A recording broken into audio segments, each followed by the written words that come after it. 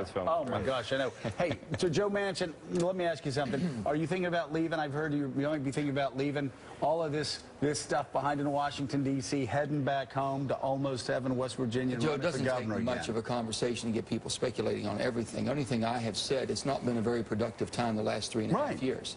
I'm more of a productive person. I want to be more productive and contribute more. So I said I'll keep all options open. Everything's open on the table. But you can get a lot more done as governor than a senator, well, can't you? the individual satisfaction that you can do something good every day and go to bed at night feeling good that you've made a difference in someone's life, waking up excited to go to work again. Right. I want to feel that again.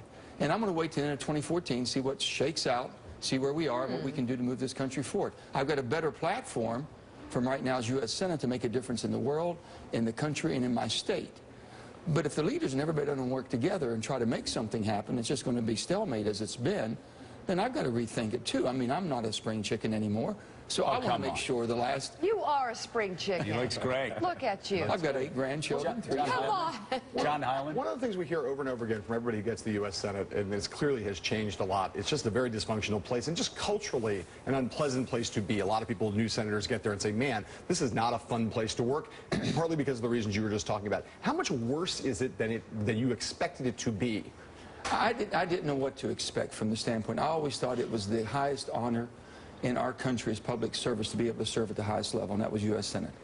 We looked up at Robert C. Byrd for 50 years, what he was able to accomplish and the people that basically depended on him in West Virginia. And so you want to keep that alive, and I keep hearing people say, well, it used to be that way in the good old days. It used to work this way. Well, I've not been there when anything's worked, okay? And the bottom line is, I know one thing, where I come from in West Virginia, you don't embarrass people, you don't attack people every day, and then next week expect to work with them. I've said I've never been in a place where I go to work every day. I'm expected to raise money against a person across the aisle with me. I'm expected basically to go out and campaign against them. And then next week I'm expected to sit down and try to work something out, a problem we have in the country. That doesn't work where I come from. So somehow we've got to get back to what's most important. The country moving forward. Politics will take care of itself, and the best government is good politics. An important issue for you right now, minimum wage. I asked Chuck Schumer earlier, can we get a compromise? Democrats over $10 an hour, Republicans still fighting. You think there's a compromise, maybe $8.50, $9 an hour? Throw in Keystone. Both sides compromise. We have a deal that helps workers. Keystone will be by itself as far as the compromise, Joe. Will Keystone pass by itself? Should it pass by itself? It should pass. It passed last year at 62 votes. Why is it not passing now? I mean, this is ridiculous. I know. It really is. No one can give me a good explanation why. Okay, so let's go behind closed doors. Is this really all about donors on the far left that are pushing Democratic senators from doing what they know is well, those are donors that I don't know very well. So I can't speak from that side of the bench, okay? With that being said, it doesn't make any sense, and I don't think it helps Democrats, especially the Democrats we have up in challenging areas. Yeah. So we've got to move forward. 10-10 is great. If we can get it, I'm for it. I know. If we can't get it, I'm at 7.25. Give me something. Something. Come on. Chuck Todd, did you want to jump in? Well, I do. You know, it's about Governor Manchin and Senator Manchin there. And I want to ask you this, Senator. You know, you're not the first former governor who comes to the Senate and says, oh, my God, what have I gotten myself into? There's a whole caucus of you guys. There's about, I think, 10 or 12 of ex-governors who are serving as senators, and you guys are the ones that sort of feel, I think, the dysfunction more than others because you actually were executives. You got to make a decision and see it implemented, where here you get to make a decision and see what leadership does with it. So I understand that. I guess my question is, I hear this talk about all the ex-governors. Why can't you guys get together and become a powerful caucus? Lamar Alexander, Jim Risch on the Republican side. We have one retiring, Mike Johanns, an ex-governor. And then you have yourself. You've got Mark Warner. You guys all sort of are center-left or center-right in some ways. Why aren't you guys banding together and trying to become true pushbacks at the two leaders here, Harry Reid and Mitch McConnell? Well, we have formed a caucus, Chuck, and we are working together. But the bottom line is some of those former governors who are senators now up for re-election. And being up for re-election, you know, they're moving towards whatever their state and their populace and basically where they have to be. If we could ever, the 10 of us basically said, listen, we're going down this road together, swimmer sink together, it would change the whole country and change the world. Yeah. And I'm hoping that we can break out of this. And you know what? It's becoming more contentious. It's becoming tighter and tighter. No matter what happens this election, we know it's going to be very tight. No one's going to have 60 votes. We know that. It's going to be very close. So it's going to look for people in the middle.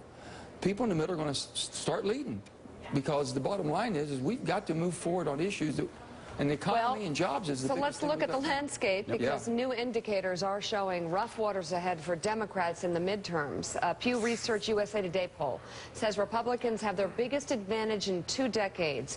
Numbers show voters shifting away from supporting Democrats over the last 6 months. A majority of voters say the president isn't a factor in their vote, but the number of Democrats voting in the midterms in support of the president's record has fallen 16 points since the 2010 elections. The number of Republicans voting against his agenda has increased. Still, when compared to this point in George W. Bush's presidency, the president's approval is 9 points higher.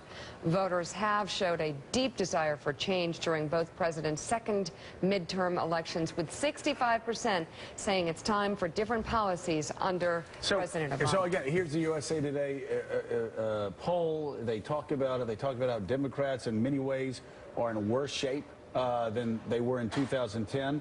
But you know what? I remember 1994 and how it felt that year. I remember 2006 when Democrats swept. You sure remember what it felt like that year. I remember what it felt like in 2010. All 3 of those years, I felt it coming. I'll be honest with you. I don't feel that. When I go out there, I don't feel what I felt those 3 years on both. I remember telling Republican friends at the beginning of 2006, don't run. Brother, you're going to get killed. Don't run. They ran. They got killed. I don't feel. That doesn't mean Republicans aren't going to win. Yeah. I'm just saying at this point in the election process, it doesn't feel like 2010. I think there's a little uptick in the economy, and that could help level things out a little bit if that continues. What's your gut? Well, Come on. Joe, there's another reason. Joe, there's another reason. Hold on, Chuck. Okay. Listen, I got to get more than 3 words out of Mark McKay. I know it's his birthday. I can't get him to talk. No, talk about it. It's not just his birthday. It's Cinco de Mayo. He's preparing for that. Yeah, maybe he's already prepared for it. Maybe that's why he don't want to talk on the air. Okay. How do you feel about Republicans this year? Is it going to be a big year or not? I don't think it's going to be a tsunami, but I think Republicans are going to obviously keep the House, and I think they're going to take the Senate. I think the Republicans will have control of both houses. You know, brevity is the soul of wit, Chuck. Begs to differ.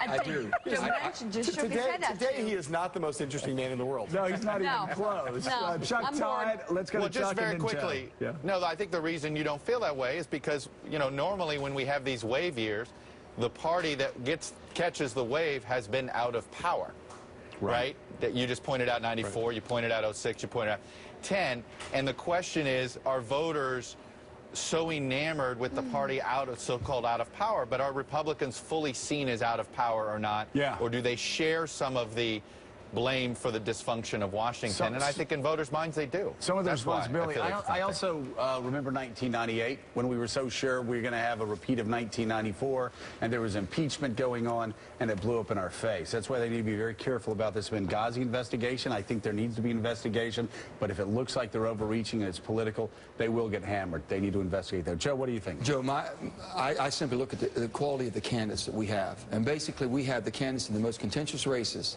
that are in the middle range. They're able to move to the middle. These are problem solvers. They're able to work with us. And when you look at Kay Hagan, when you look at Mary Landrieu and Begich and Mark Pryor, these are quality people. I think we have better candidates, and I think they will succeed and they will win. Yeah. And it'll be close, but we're going to keep majority. But these are the type of people you need to keep in the Senate. They're just quality people that can work with both sides. They'll come to an agreement. You can sit down with them. They're not to the far left or the far right, and they're not extremists. They'll win, and then he'll start going back to West Virginia. Very quick, unfair hypothetical. If you were running for re-election this year, 2 quick questions. 1, would you ask the president to come campaign for you in West Virginia? No. And 2, that was very McCune ask. And two, would you run away from Obamacare, or would you embrace it in part or embrace it in whole? Well, no. From the Health Care Act, the Obamacare, you can't go back to where we were. You can't go back to having the most expensive health care in the world and be 43rd in the world as far as wellness and longevity, so that didn't work. Next of all, you have to try to something. I wouldn't have voted for what we have today. I would hope I've had more input if I'd have been there. But what we've got is something we've got to work and make better. I keep trying to repair it, and we are repairing it. This thing is going to change much differently than what it is today. A year or two from now, it'll be much different. The product in the market's got to match up. If the product doesn't fit the market will change the product. I think that's going to happen. But basically, we've got to get towards wellness. All right. People have to be accountable. One final question, Yes. Joe. They're yelling at me, but I just got to ask this question following up after Newtown, what we talked about. Would you go back comfortably? Because I will tell you, if I ran on a Republican primary anywhere in America, I would comfortably go and campaign on background checks for terrorists, for criminals, for convicts, for the mentally ill. Would you go back to West Virginia if you were running this year? And you may run for governor, who knows? Will you comfortably take the position that Ronald Reagan took? I go back every day, and I talk about common sense. You tell me... And your NRA friends understand this My in NRA West Virginia, friends, don't they? I'm a lifetime Because my member. NRA friends understand it. You tell me basically that you want to sell your gun to somebody you don't know. You want to sell your gun to someone that you've never met on the internet. But on the other hand, I'm a law-abiding gun owner. I'm not going to sell it to a stranger, to a convicted felon, and to someone who's not mentally stable, or give it to a family member, basically, who is not worthy of it. Right. That's just a law-abiding gun owner, so you have to respect me for that. Yeah. And if that's the case, then don't you expect me to do the right thing? If I don't know you, I want to know who you are, where you came from. Yeah. On the internet. So that's just still common sense is common sense. Yes, it is. It doesn't change, and that's all I'm saying. And your friends in West Virginia and I my would hope my friends in NRA West Virginia- friends in I'm pretty Florida straight with all them. understand They it. know who I am. Oh, Yes, my they do. Lord. Yes, they do. Okay. Thank you He's all great. so We much. love Joe. And once He's running for again- governor. Did you? No, come on. Get off. Happy birthday.